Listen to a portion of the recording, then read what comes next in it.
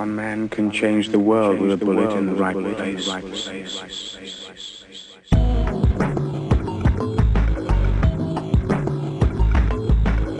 Welcome back to the New to Pew podcast. Who the hell do you think you are? Well, my name is Max Fowlis. Goddammit, give it up for me. Welcome back to the zeros and ones that we call a show. And when I say we, who the fuck is that guy? Well, Conor McGregor, I mean the one and only BBR BagMan. Sir, how are you? Good evening. We're going to do this. We are so going to do this. I'm going to get my pen and my pad because the Bagman is going to tell me about the Second Amendment. You gonna learn today? So I think this is going to be a two-parter. I think we should go over what the Second Amendment is, how it came to be, and then in part two, we can break down all the nonsense that people claim the Second Amendment is and explain why they're lying to you. Hold on to your butts. You know, the Bill of Rights, the first 10 amendments to the Constitution, came about in 1789. So just a few years after the end of the American Revolution. And it's funny how the Americans at the time wanted very specific things enshrined in those first 10 amendments. Number two, being a well-regulated militia, being necessary to the security of a free state, the right of the people to keep and bear arms shall not be infringed. So, I guess we need to break that down a little bit. Are we getting our 8th grade English hats on and sentence parsing? A well-regulated militia being necessary to the security of a free state. So a well-regulated militia. Well-regulated means properly functioning. That was the lingo of the time. Well-regulated did not at the time mean government controlled. Militia is the other one that people seem to have a hard time defining, as if the founders never wrote anything but this one document. You can read the Federalist Papers. You can read the Anti-Federalist Papers. You can read the litany of books and papers and letters and things that these people wrote at the time, including a letter entitled, "Who is the Militia?" And it was any able-bodied man of a certain age as a citizen of this country was the militia. So if you were a functioning, breathing dude, you were considered part of the militia. It's pretty straightforward. Being necessary to the security of a free state. So again, every able-bodied man being in proper functioning order to defend the nation is necessary to the security of a free state, and not to the security of a tyrannical state, but a free state. Right? So again, it's not government control, government authority. This was providing individual rights. The right of the people to keep and bear arms shall not be infringed. So that one's pretty straightforward. You know, straight up saying people have a right to keep and bear arms, and that the government has no authority to snip away at that, which certainly hasn't been our experience since this was written. What do you think so far? Have you ever actually looked at it and broken it down like that? I've seen it printed on T-shirts, and that's probably about the most amount of wording I've seen it displayed. The thing that trips me up, and I think it's just because of the definition has changed over time, was regulated. In 2023, when you hear regulated, you're thinking it's controlled, you're thinking it's strained. I can't think of a better word. Like when you filter, you regulate something, you slow it down, or if you're regulating water, you don't want to overpressure.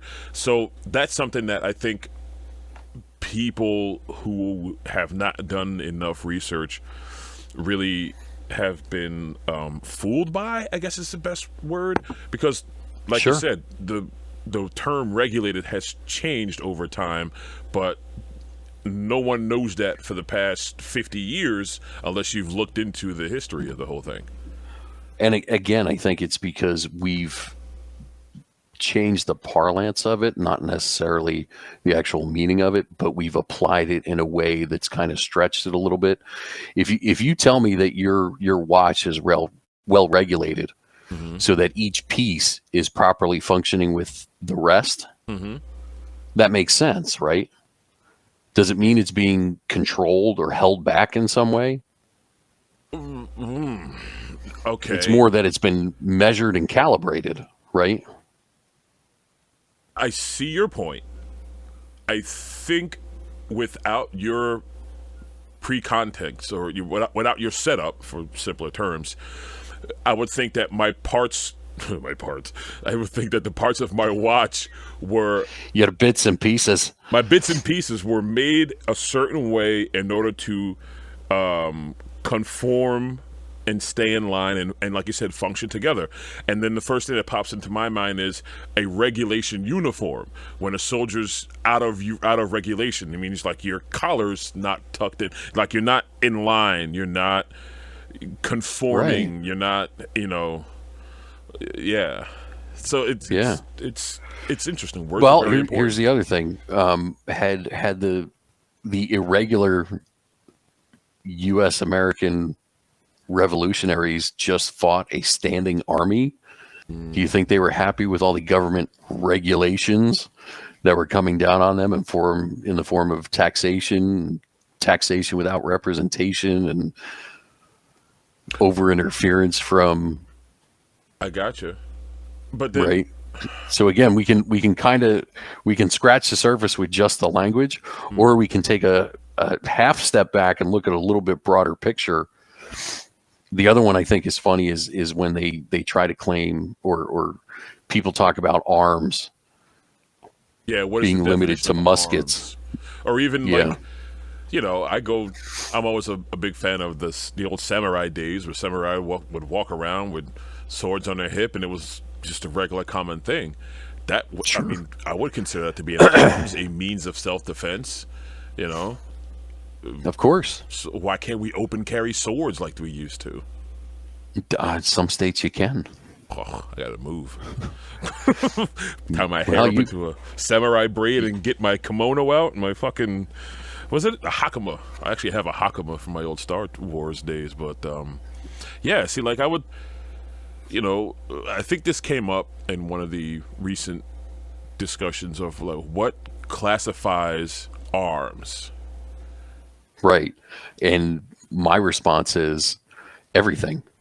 So arms was specifically chosen as a broad spectrum term, whether it was a knife, a gun, a cannon. You had some of the smartest people of their time involved in this, writing this. They knew of technology that was out there. Things like the puckle gun. The what? Which was... Oh yeah, hit your favorite search engine real quick. Oh shit! Let me go to Bing. I gotta ask Jeeves. What is a puckle? Puckle?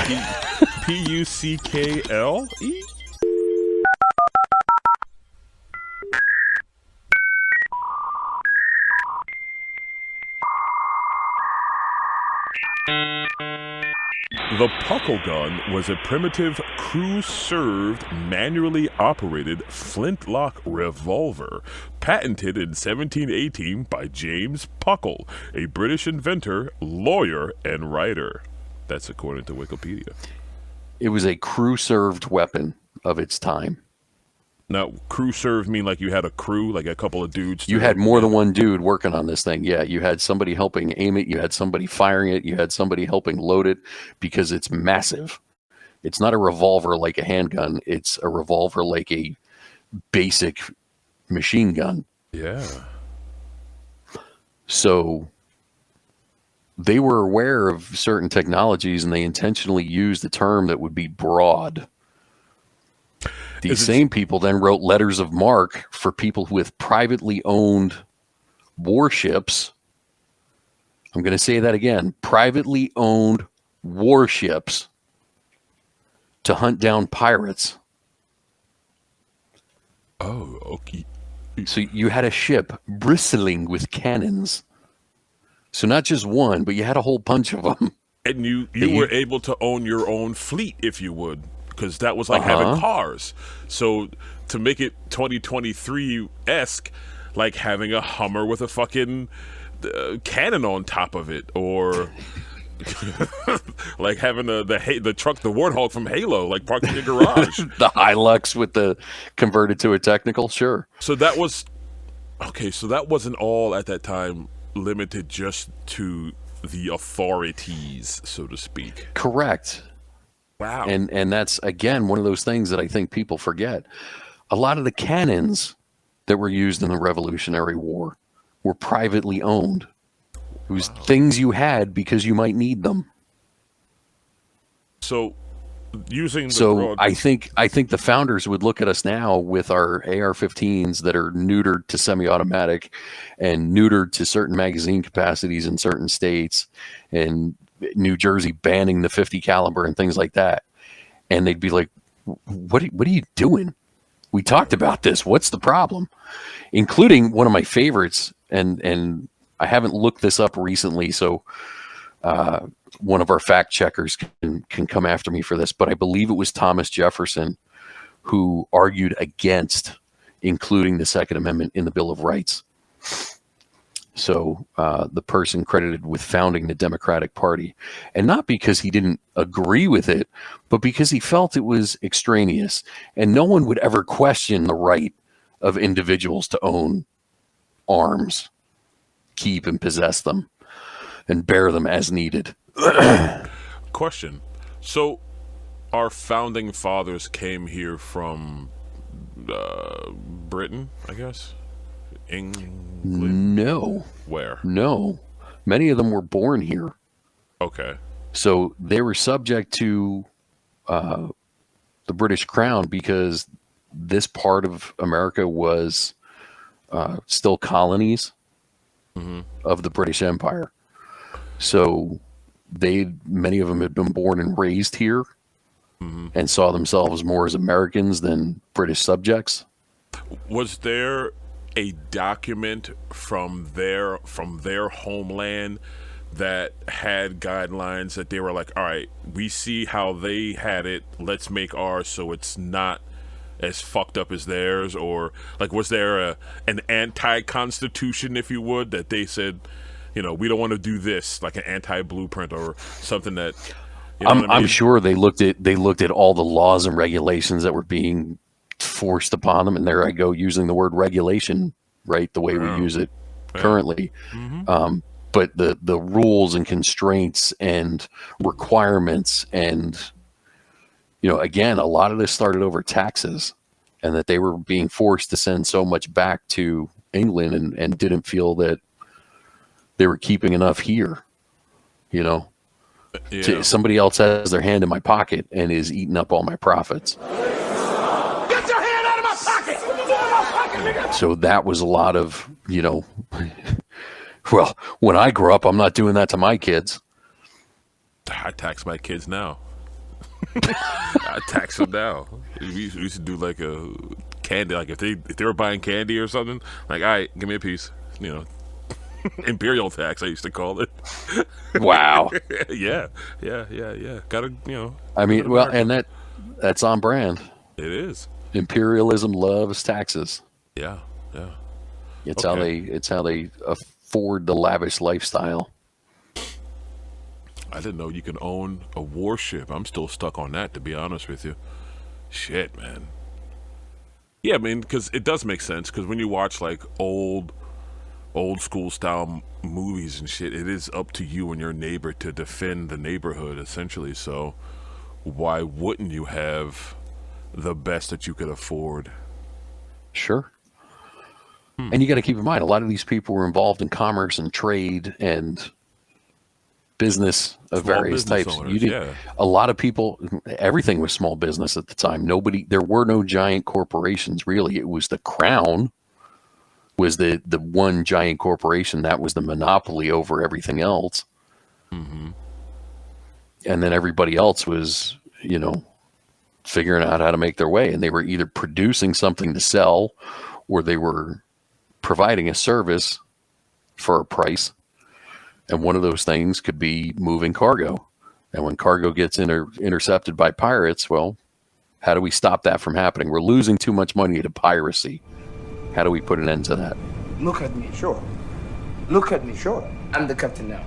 The same way we're losing too much money to government intervention. How do we put an end to that?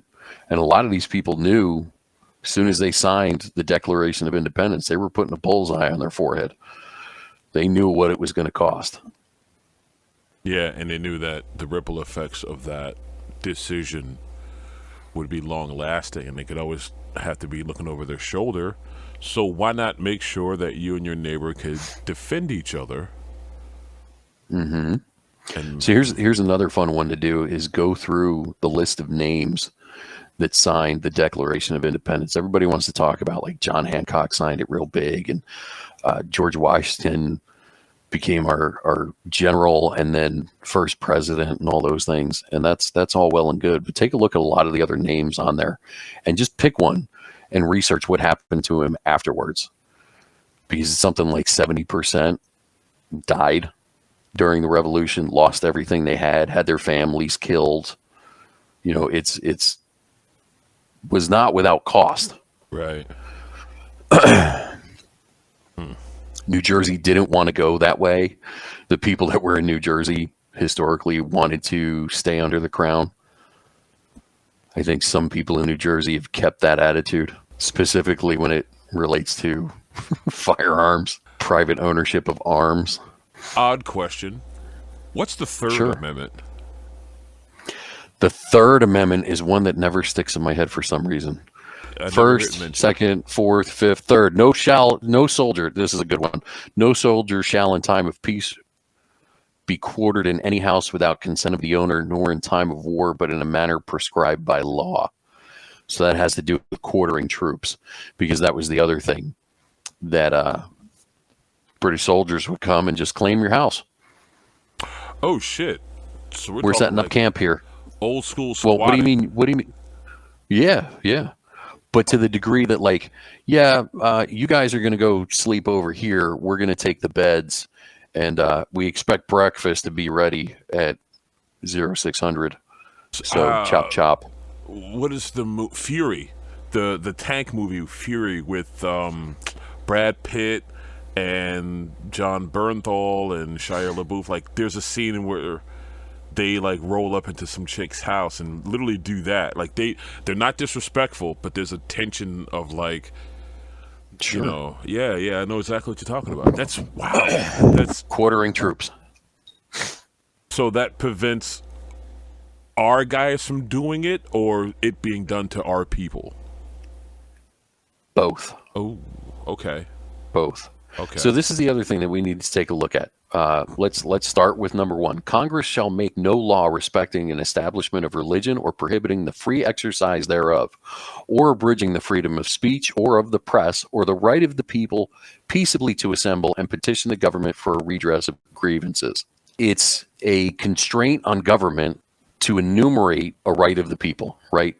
Amendment 2, a well-regulated militia being necessary to the security of a free state, the right of the people to keep and bear arms shall not be infringed, right? So again, constraint on the government, right of the people enumerated.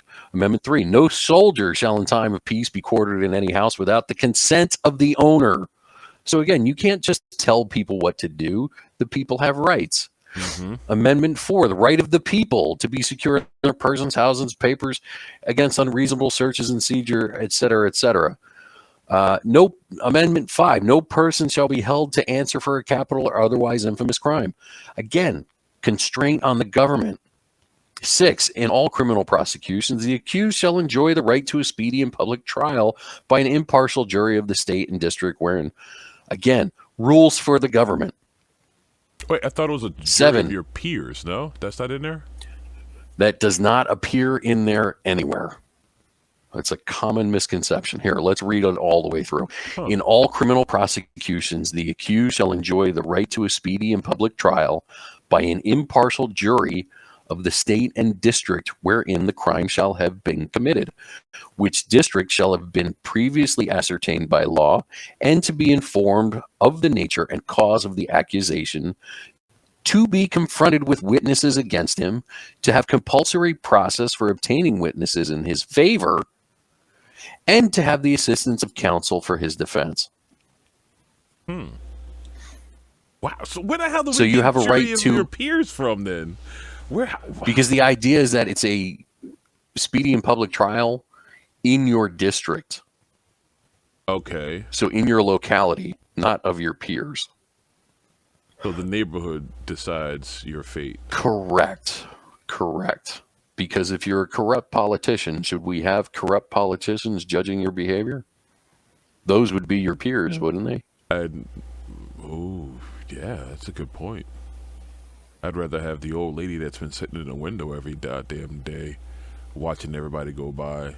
She's a better judge of character. I mean, she watches the neighborhood, you know? Maybe. She knows who belongs where. Well, usually. I guess belongs is a bad term to use. Amendment 8, excessive bail shall not be required, nor excessive fines imposed, nor cruel and unusual punishments inflicted. Yeah, but excessive is subject to definition. Right. But is that a gift to the people, or was it a constraint on government again? So again, and all of these read in a similar style, right? Mm-hmm. So the enumeration in the Constitution of certain rights shall not be construed to deny or disparage others retained by the people. So they can't conflict with each other. It has to make sense. Amendment 10, the power is not delegated to the United States by the Constitution, nor prohibited by it to the states, are reserved to the states respectively or to the people. So again, it all ties back to constraint on government, preserving the rights of the people, straight across. So before we get into episode 2, the teaser is, so when people tell you it's for the government's right to have a militia, that doesn't jive with anything. Zoom out a little bit and you'll see that argument falls apart pretty quickly. I get it. And it's funny too, because here's a trick question for you. You ready? Yep. Does the Second Amendment give you the right to own guns? It gives me the right to use whatever possible to defend myself. Wrong. Okay. I like how you nodded your head yes while you said wrong, though. Right. Because that's the way most people think of it. It doesn't give you any right. You have the right already. Right? It's supposed to be a God-given right. You have a God-given right. What the Second Amendment does is put constraint on the government that says your rights are not to be violated. Your rights are not to be infringed. We recognize that this is inherently important to the security of a free state, and your right is not to be infringed. It's not a gift from government. A lot of, and this is why I hit you with this, because again, you're new to Pew, right? So a lot of people kind of frame it backwards and go, yeah, no, because we have that, we're allowed to have guns. It's not about being allowed. It's not a permission slip. You have that right from the second you exist, and they're not supposed to touch it. One could argue, since this was written by our founding fathers who created the original government, wouldn't that make the government the original author? Doesn't matter. Okay. Doesn't matter if that's the original author. Because again, read what it says.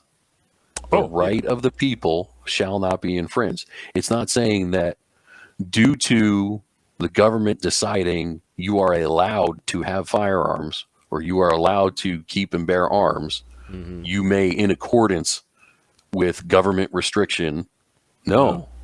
It says your right shall not be infringed by the government. It recognizes the inherent right and says the government is not to fuck with it. I see the wheels turning, and I love this because I've had this conversation with people before, and it's always that realization of like, wait, I'm really in charge here? Yeah. Yeah, I mean, you're getting absolutely no argument or pushback from me. I'm just spinning my wheels as to the different ways it's interpreted a lot. Again, a lot like the Bible, because the wording is, I don't want to say vague, but it's open.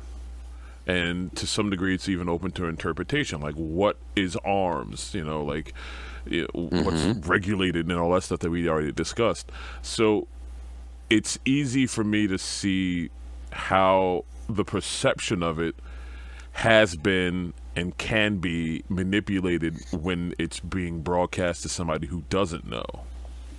And that's part of the whole strategy, right?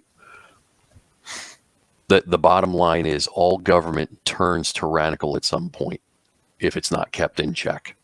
Mm-hmm. If government is allowed to grow and grow and grow, it becomes this monster that eats more and more and more.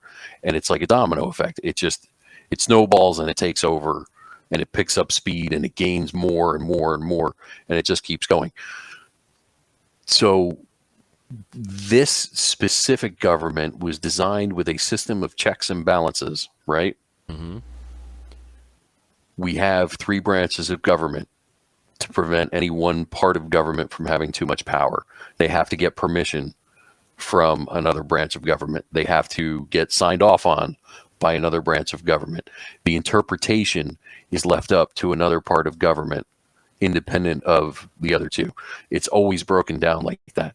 And the thing that people currently in government really don't want to hear is that the Second Amendment is part of that system of checks and balances.